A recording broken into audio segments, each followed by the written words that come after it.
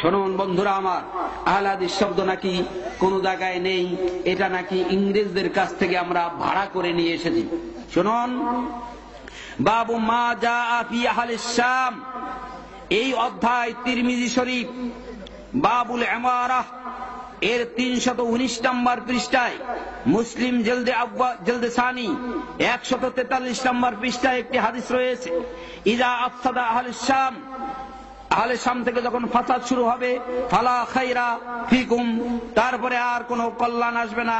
লা তাসালু তায়ফাতুম মিন উম্মতি জাহিরিন আলাল হক লা ইয়াদুরুহুম মান খাযালাহুম হাত্তা ইয়াতি আমরিল্লাহ, একটা দল হকের উপরে কিয়ামত পর্যন্ত থাকবে, কিয়ামত পর্যন্ত হকের উপরে থাকবে, তাদের ক্ষতি যতই করার চেষ্টা করুক না কেন মানুষে, তাদের কোনো ক্ষতি করতে পারবে না। সেই দলটি কারা? ক্বালা মুহাম্মদ বিন ইসমাইল বুখারী, ইমাম বুখারী রাহমাতুল্লাহ বলছেন, ক্বালা আলী ইবনুল মাদিনী, আমার উস্তাদ আলী ইবনুল মাদিনী বলছেন, হুম আসহাবুল হাদিস, ওই যে নাজাতপ্রাপ্ত একটা দল, হকের উপর একটা দল থাকবে, এই দলটার নাম হলো আহলে হাদিস দল।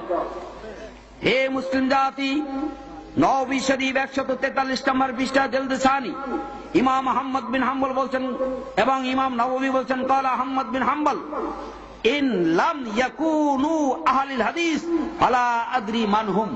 তিনি বলছেন, ইমাম আহমদ বিন হাম্বল, ওই দলটি যদি আহলে হাদিস দল না হয়, ওই দলটি যদি আহলে হাদিস দল না হয়, নাজাতপ্রাপ্ত দল, তাহলে আর কোন দল হবে তা আমরা জানি না।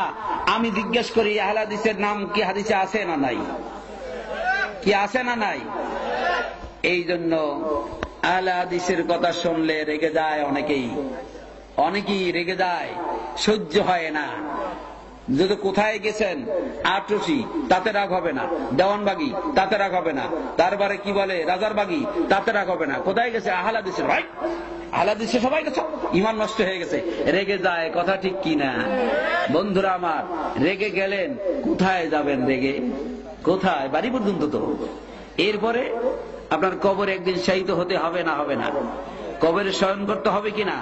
হে মুসলিম জাতি, আল্লাহ রাব্বুল আলামিন বলছেন, আবি উমামা রাদিয়াল্লাহু আনহু বর্ণনা করেন যে, মান আহাব্বা লিল্লাহি ওয়া আবগাদা লিল্লাহি, মান আতা লিল্লাহি ওয়া মানা লিল্লাহি ফাকাদ ইসতাকমালাল ঈমান। হাদিসটি আবু দাউদ শরীফের 6481 নম্বর হাদিস, হাদিসটি সহিহ।